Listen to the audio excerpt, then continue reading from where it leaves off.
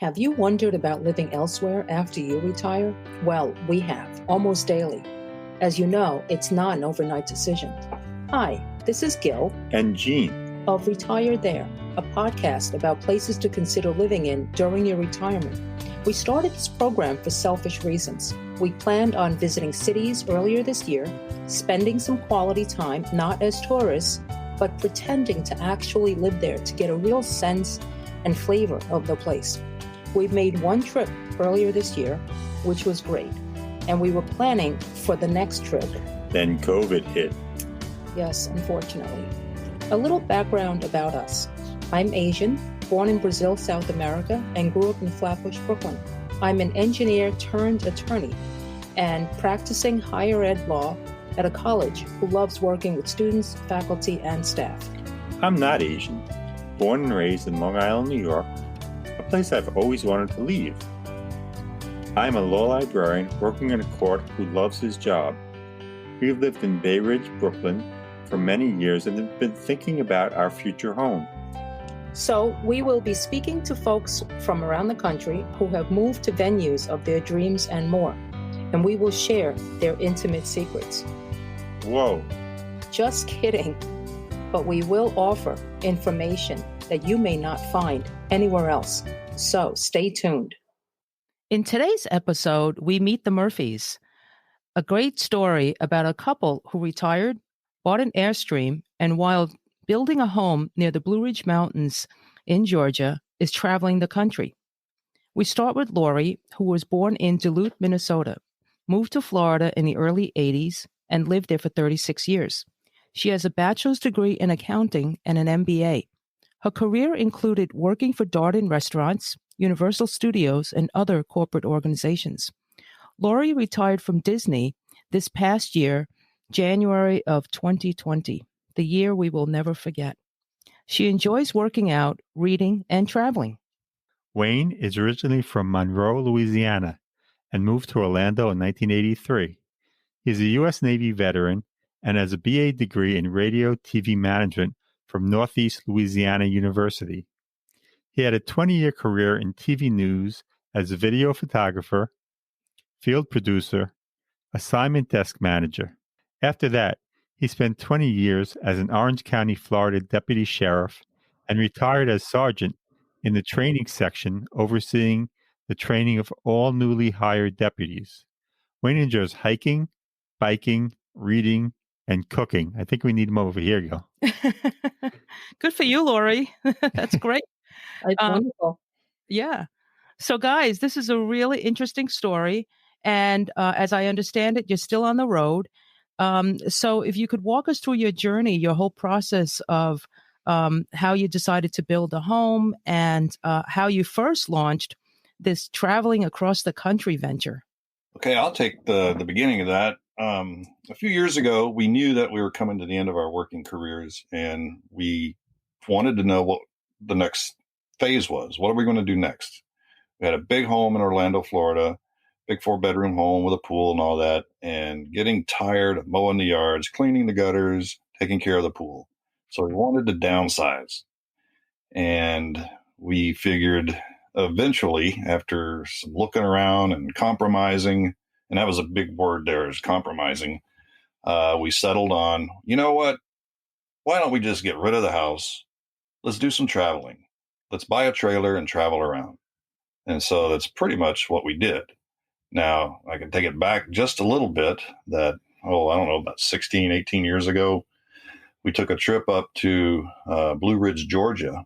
Took our daughter up there, who was, middle school or even younger at the time, I guess, like 8 or 9 years old. And, to watch the leaves change and all that sort of thing. And come to find out, we really enjoyed the area. Found out that we had some mutual friends up there who had already moved and were working in the area.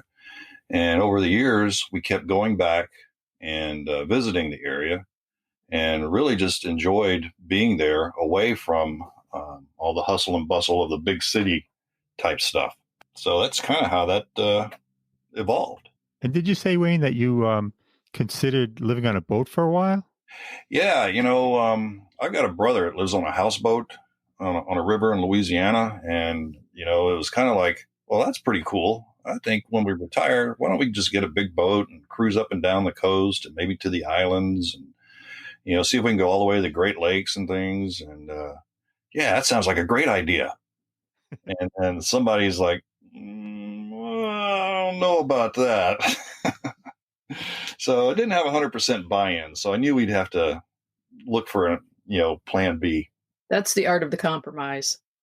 Is we both realized that I was not going to buy in 100% to living aboard a boat and sailing around.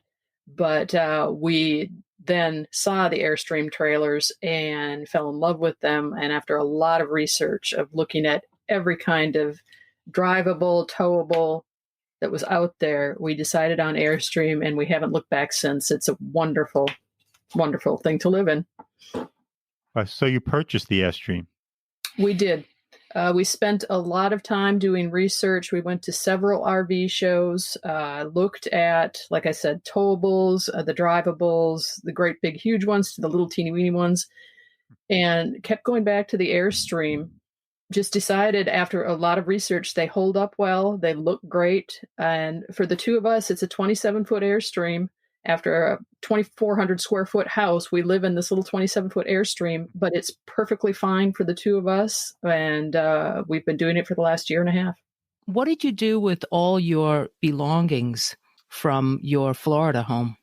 We sold most of it. Facebook Marketplace is a wonderful thing. I was working remotely at the time, except for one day a week, and was able to list things on Facebook Marketplace.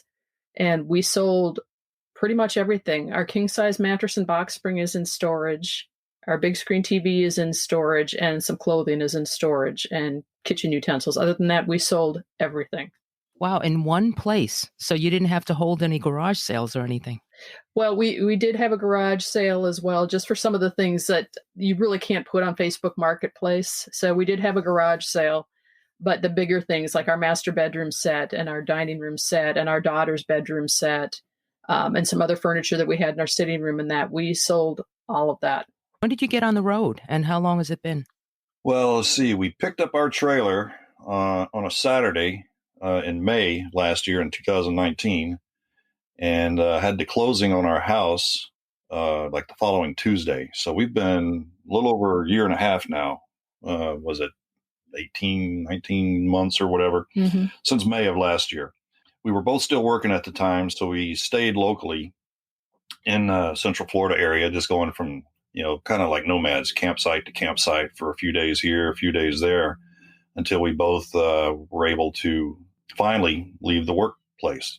Now, Laurie had already said she was working remotely most of the time, so we were able to be, pretty much anywhere as long as we're back in Orlando for the one day a week she went to the office. And have you been all the way across the country? Yeah, once Laurie, closed the door on her working career, we finished up a few things locally, doctor's appointments, going to the dentist, stuff like that.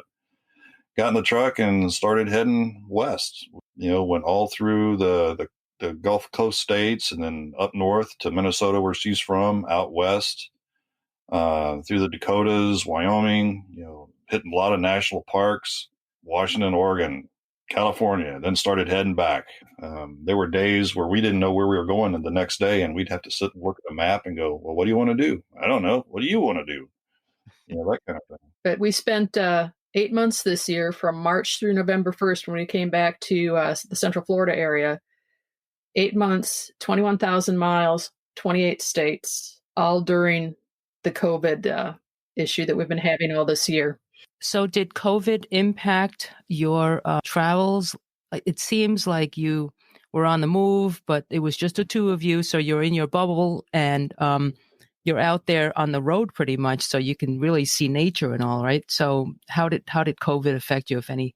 It affected us because we had to change our plans. We realized we had to really be flexible. Now, we, like you say, we did have our own little bubble, so we were kind of isolated from people most of the time.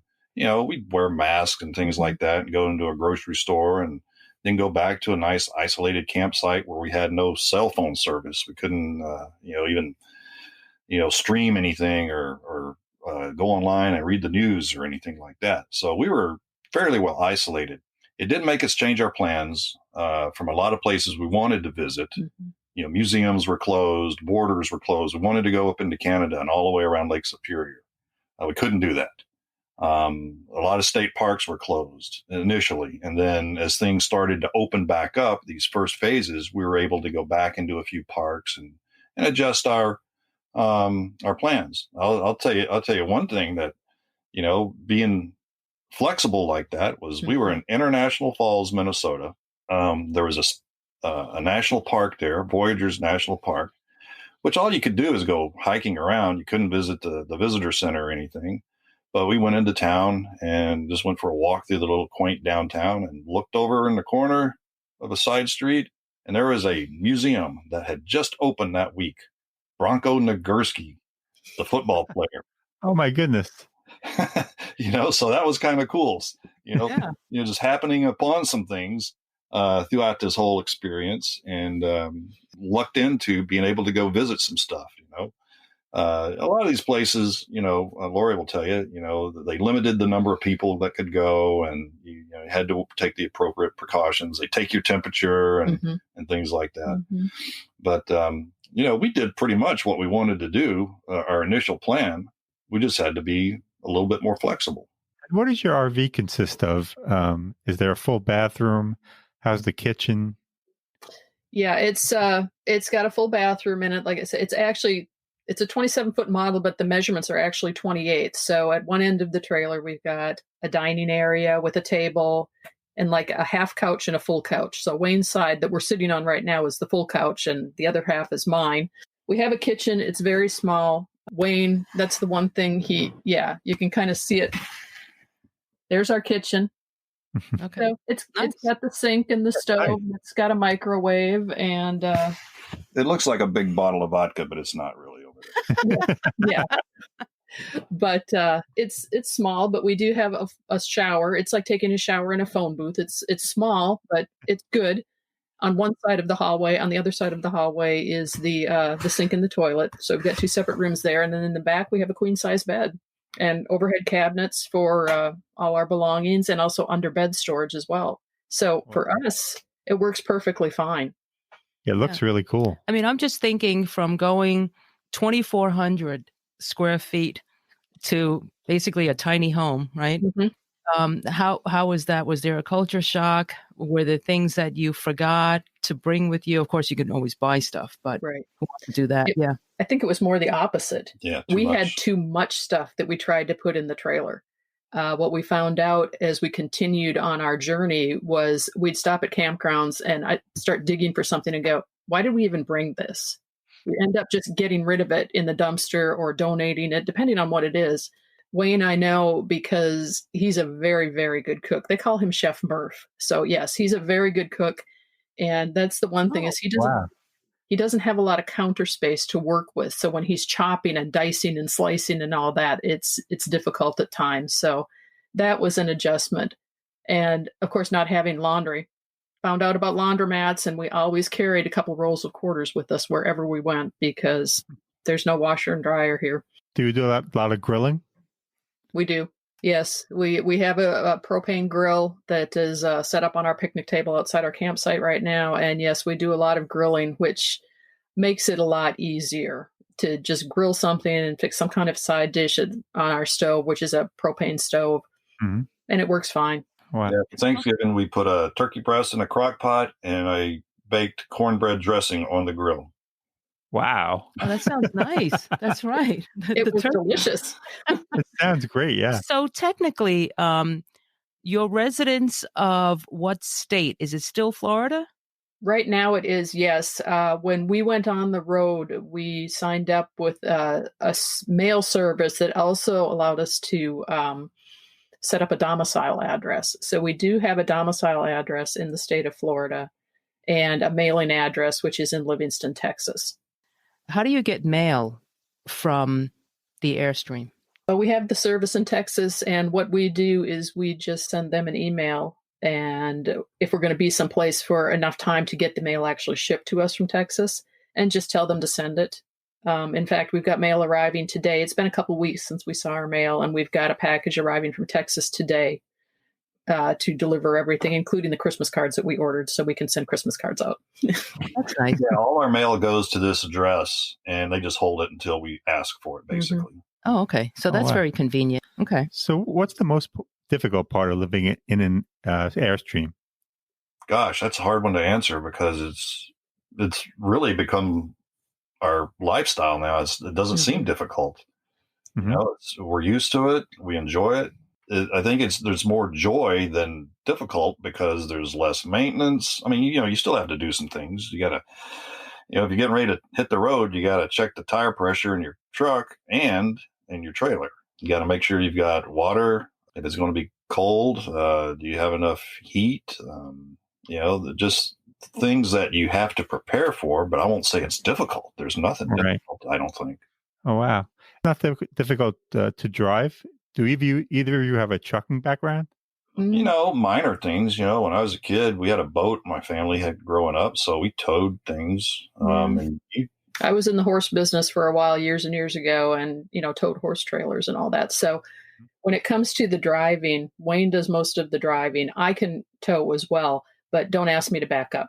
He's the expert at backing into campsites and all that kind of thing. I am not confident enough to do it. Yeah, I feel the same way. Yeah. I drive a Volkswagen Golf, and anything bigger makes me nervous. But I mean, I go pretty fast in my Golf. So can you tell us about the house being built in Georgia, and why did you decide to build rather than buy outright? Well, I'll start on that is because we both decided that this was going to be the last place we'll ever live. Mm-hmm. It'll be our forever home. And we wanted it done exactly the way we want it. And, I want the kitchen a certain way, and she wants the shower a certain way, and things like that. And so while we had been all these travels to the Blue Ridge area, we'd always rented a log cabin, various ones throughout the area. So we knew we wanted to retire to a log cabin, and we wanted to be built exactly what we want. And that's where we'll stay and use that as a base of our operations, our traveling for here on out. Mm-hmm. How much property do you have, and are you able to, leave the Airstream off to the side or? Yeah, we own just about 3.5 acres in what they call a subdivision, but it's a subdivision with big lots. Obviously, ours is 3.5 acres.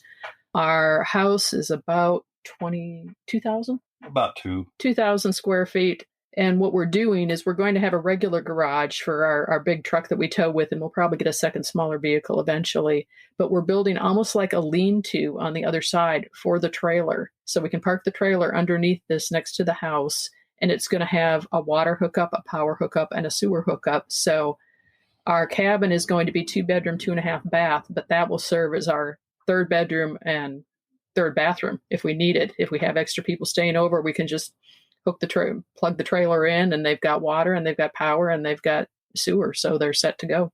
That's a great idea. Yeah. Now, in building a house, that's no small feat. How did you learn all that? I know you do a lot of researching, but how did you have to get permits, or you hired a good company to help you with all that?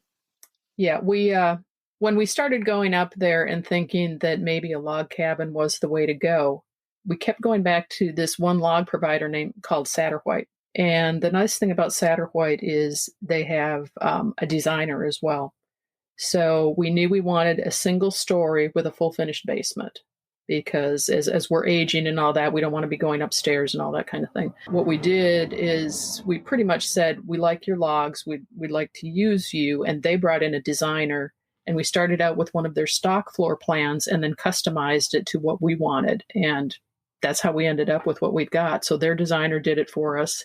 And right now, they also provided a couple of builder options. So we met and interviewed with these builders, went out to our property, had them look at the property, and we're waiting on estimates right now. We plan to start building in the spring. So we're waiting on estimates to see how much it's going to be to build what we'd like.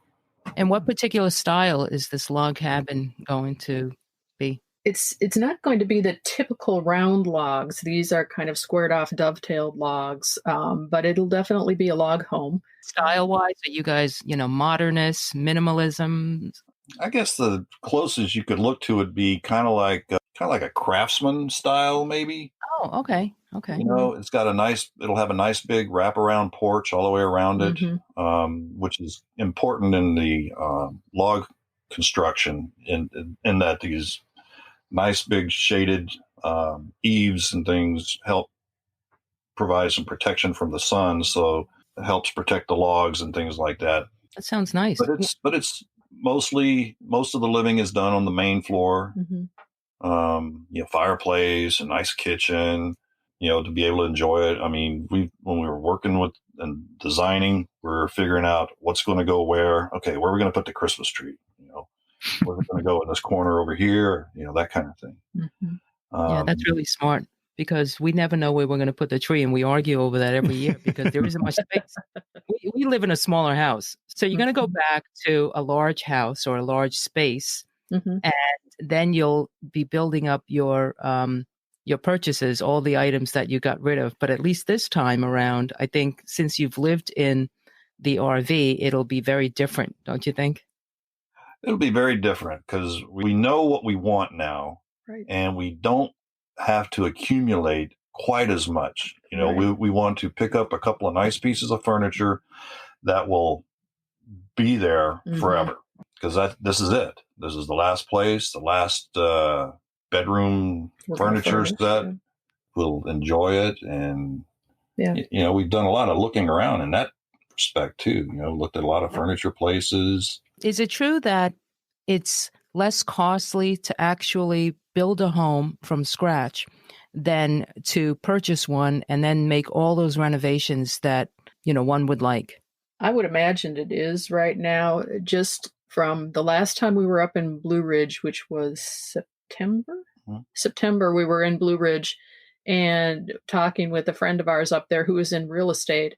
And the market is so hot up there for existing properties that people are offering top dollar for any kind of house, even if it needs renovations or not. So I think we're going to come out on a better end by taking our design, doing it the way we like it to, and knowing that it's just what we want and not having to worry about anything else. Great idea. You can even buy one of these homes on Amazon that are, well made. No, seriously. I hadn't heard that. Yeah, constructed by, real professional architects, and they range from, 20 to 90,000. I was looking at one last week. It was about 40,000, and it was about 1,000 square foot. I mean, it is certainly going tiny, but you have all the amenities, and I'm interested in kind of the mid-century or Nordic style where everything's just very clean, streamlined, and simple. So building a home is just ideal, and you nailed it. Yeah. I think we have, and we're very excited to get started on it. But we were talking about it the other day. We've been in the trailer for a year and a half. Well, the construction's going to take probably until the end of next year. So we got another year living in the trailer before we're going to be able to move into the place, which is fine. I mean, we're comfortable here and it works for us. Right. Yeah. And you don't have to be anywhere in any particular time, right? You don't have to go to work. And what about Blue Ridge attracted you? Well, there's a lot of things. We liked the rolling hills and things, and the mountain views and stuff, instead of the just 3 decades of flatland in Florida. Just it was, I think more of it was a change. It was something different. We enjoy the hiking around and walking and things, so we enjoyed getting out into some cooler climates. Even in Florida in December, it's going to be up in the 70s today, and this is kind of cool. Yeah, it is. We were looking forward to nice frosty fall mornings, watching the leaves change and things like that. One of the things that attracted me right off the bat was a grocery store chain I'd never even heard of before. That I'm like, oh, this place is amazing. They've got everything I want here. Look at the seafood counter. Oh, look at this. Look at the cheeses. What's the name of it? Ingalls. Wow, that's good to know. Yeah. And there's a lot of other things going on in that area. Mm-hmm. It's got quite the agritourism business. There's a lot of wineries in Georgia, of all places, that you never would have thought of. It's one of the largest apple producing areas in the whole country, which we didn't know the first time we went up there. Wow. Apple festivals and things. Mm-hmm. We just really enjoy different things like that. The town is really nice shops. It's a small town, Mm-hmm. but it's got everything else, which we haven't taken advantage of yet. Like going to a new dentist or something. We're still in the Florida mode for that. Mm-hmm. It's got one of the few operating drive-in movie theaters still. Mm-hmm. Wow. That was going to be one of my questions. I heard about that. Yeah. Which turned out to be a good thing for them this day and age. Yeah. We've been this year, yes. I have a question. Is there also there's a lot of hiking around there? What about fishing? How's the fishing around there? Oh, it's like the trout fishing capital. Yes. It's interesting because I'm the person who does the fishing. He's the person who cooks the fish. So I'm going to, once we get settled up there, one of the things I'm going to do, and they have several places in Blue Ridge that does this, I'm going to have somebody take me out and teach me how to fly fish. Oh, great. So I'm planning on many trout dinners in the future here. That's something new. Yum. And can you tell us about healthcare? What are the choices around where you will be living? I know you still will travel, but in terms of your future home. The healthcare there is pretty good. They've got, in our particular insurance plan, there's doctors and dentists and eye doctors and things like that are in our network. We haven't taken advantage of them yet because, like I said, we're still in Florida. There's adequate and good health care, and we're only a couple hours from Atlanta for if Right. some major thing were to happen to one of us, that if we were to need something really serious like that. So it's a pretty good area for that, well provided for, I believe. Yeah, they have a hospital in Blue Ridge. They have an elder care facility there. Plenty of doctors and dentists and eye doctors to choose from. So it's really a nice area. There's the usual things, like you've got the McDonald's and the Dairy Queen and the Lowe's and the Walmart and all that. But when you get into downtown Blue Ridge, what's nice about it is all these small businesses that just have the neatest art stuff, furniture, quilts. There's a quilt shop there that I think we're going to get our quilts from there for our beds. Just some really neat small businesses to go with the regular things that you need to have, like the Walmarts and the Lowe's of the world. Wow, that sounds really neat because we love these downtowns, and you go and get a nice cup of coffee. Yeah, I love a good downtown. Yes.